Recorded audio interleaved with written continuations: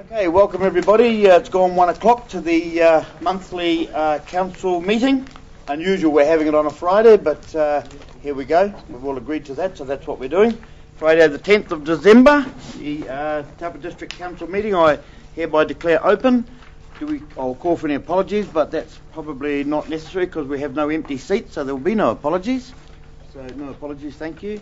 Moving to agenda item number 1, you'll notice a handout in front of you, fellow councillors. It is a presentation being done by the Alpine Sports Trust. We have Helen Gilbert, is it?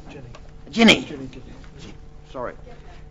Giblin. Jenny. And Scott here, and turn my phone off. And Rob Marshall here to present to us. So I'll hand over to you, gentlemen. Yes, I'm Scott Basin. I'm the chairman of the Alpine Sports Trust, and I'm also the general manager of Taupo Tourism Holdings, Taupo Bungee and Motorbike Gravity Canyon, just so you know who I am and what I do. On my left is Rob Marshall, as Rick said, and Jenny Diblin from Diblin McLeod, who are specialists in public-private partnerships. And our purpose here today really is to update you on progress for the ice rink and the steps that we think are next. So I'm going to hand over to Rob, who will provide you with a little bit of background, some of the milestones we've achieved, and where we are going forward. Thank you, and welcome, Rob. Thank you. Thanks, Scott. As Scott said, I'm just going to run through a bit of an update quite briefly, probably give about maybe 5 minutes, particularly for some of the newer councillors who maybe haven't heard about the project in as much detail as some of the existing councillors. So I'll start way back at the start. So really the South Island Alpine Sports Trust was established around about 2 years ago. The idea was conceived by local lady Leanne Hall, who had a passion and a history of figure skating in Auckland, and she basically approached the likes of Scott and myself and said, why don't we have a facility like that in Taupo? So that's where the idea was conceived. The trustees, myself, Scott, David Brown, and Clayton Stead are the official trustees. Basically, the proposal has developed over time, and we've now got concept plans designed for an international standard ice rink, a curling rink, which is independent of the ice rink itself, a Kesman bowling alley, and a rock climbing wall. You've got copies of the concept plan in front of you, which illustrates exactly that proposal.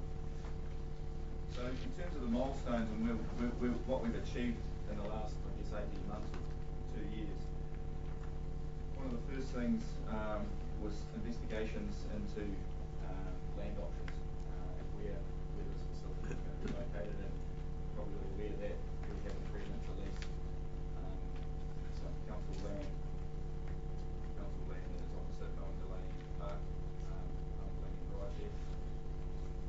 And that was a very important step in the process, because without a place to go, we can't do anything. So what we then did was the trust, along country, Councillor Hickley, visited the South Island and half a dozen of the facilities in the South Island to basically learn as much as we could about other facilities, what they did, how they got established, how they operate, all of that sort of information, and that was invaluable. Obviously, we've got the concept drawings.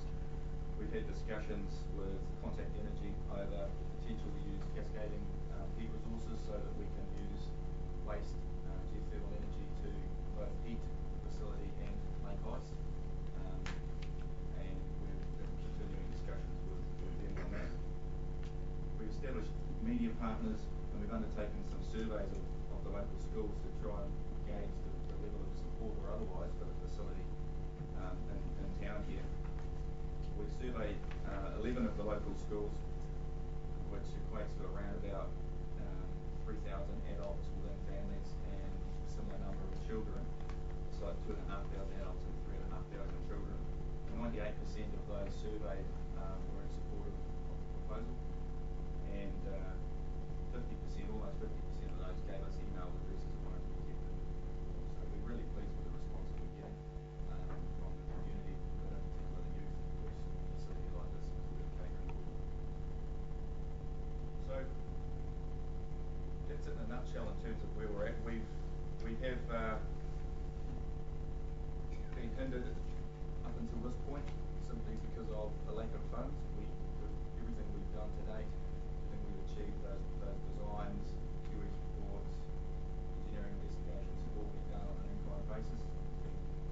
We've basically done this on a shoestring, but to get serious about this now, we need to go to the next level and make some serious moves. So that's basically the stage that we're at.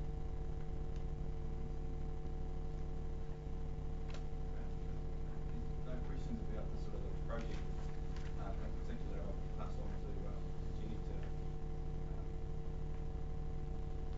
Well, Rob, just before Jenny takes over, to you and Scott, Clayton, and all the others on the trust, I know you've done all this voluntarily, your own time and your own finances, and I admire you for that and congratulate you for that and thank you for that on behalf of the council.